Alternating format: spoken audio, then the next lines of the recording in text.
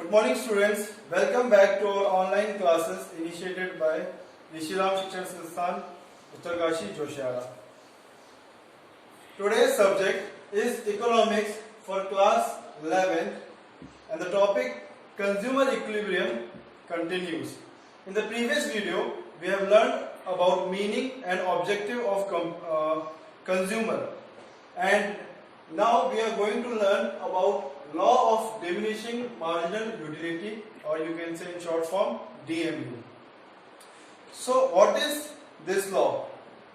This law was first given by a German economist Gaussen, and that is why it is popularly known as Gaussen's first law of consumption, because we are interested, or we are in this chapter we are related to the consumption of the consumer.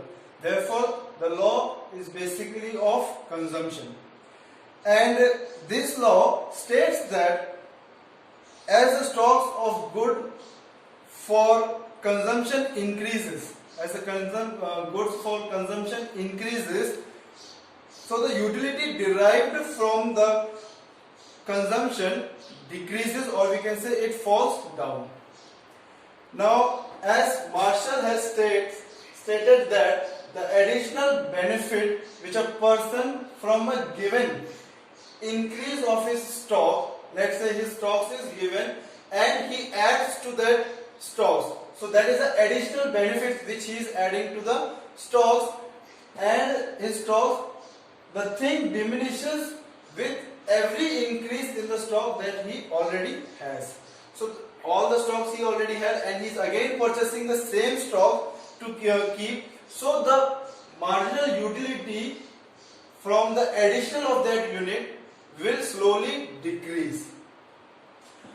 Or we can say, for example, if you are very hungry and you ate an ice cream, so for the first time when you have the ice cream, the marginal utility, or you can say the satisfaction, will be greater, but the price will always be constant. Now you purchased ice cream for 5 rupees.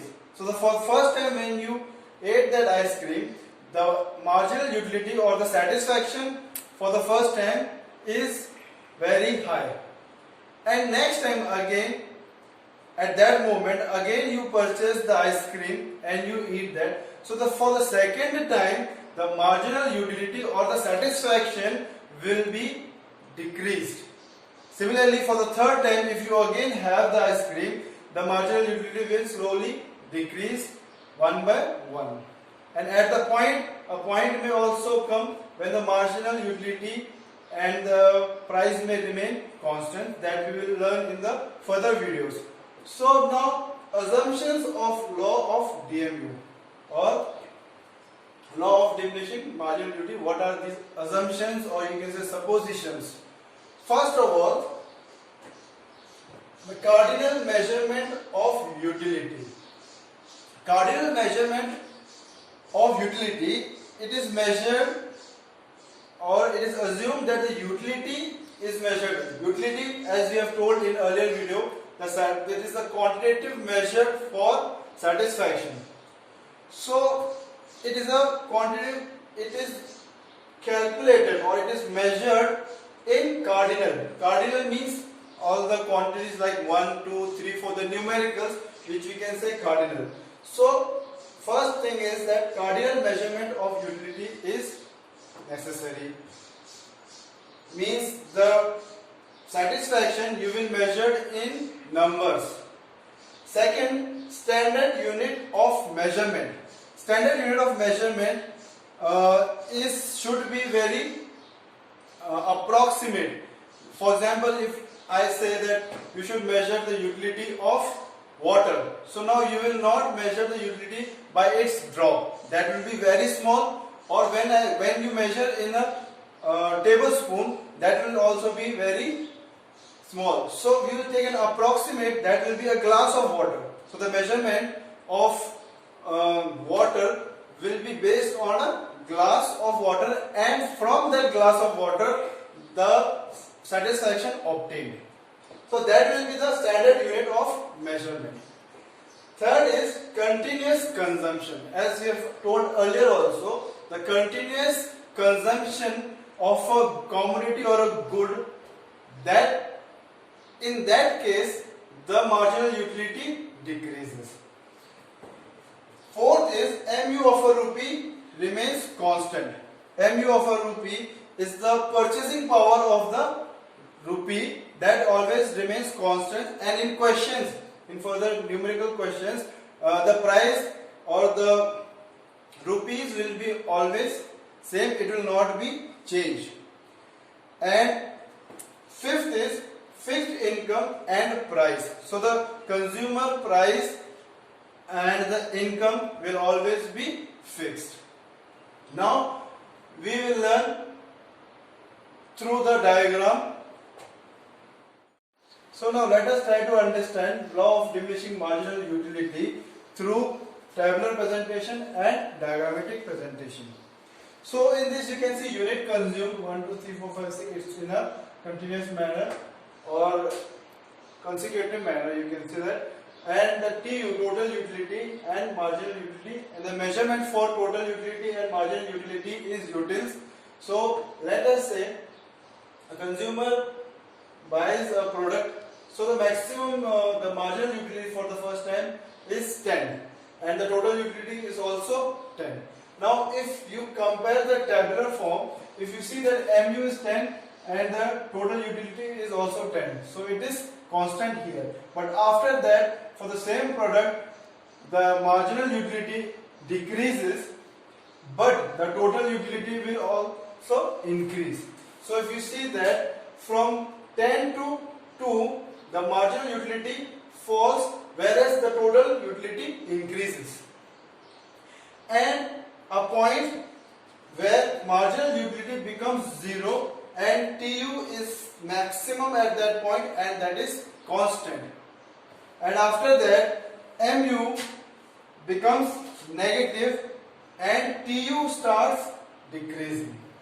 So if you see in the diagram, this is the comparison between total utility and marginal utility. So these diagrams are combined and we are trying to see the difference, where you can see that MU for marginal utility for a good or a commodity here decreases, and a point comes where MU is 0, and you can say that that is the point where saturation is full saturation.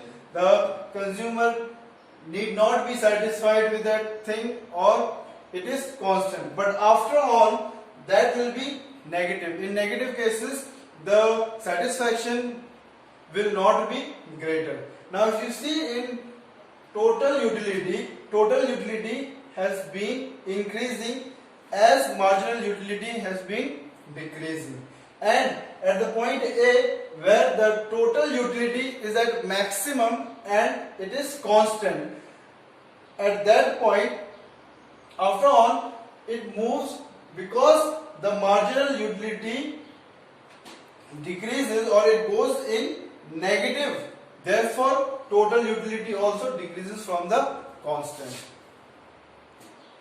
So from the table and the diagram we can see the relationship between total utility TU and marginal utility MU. So if you see in the first situation, as long as MU is positive, as long that there's a decrease in positive manner, TU increases, and when MU is at 0, we saw that TU was constant and it was at its maximum, and when MU is negative, TU started decreasing gradually. So total utility is summation of marginal utility, or where we can say that TU is equal to summation of MU. And also how how MU can be derived? It can be derived from TU by the formula MUN is equals to TUN minus TUN minus 1. And MU curve is the slope of TU curve, where we can see that MU is equals to TU upon Q, where Q is quantity. So students, in the next video, we are going to learn about the condition of consumer equilibrium in cardinal utility analysis. Thank you.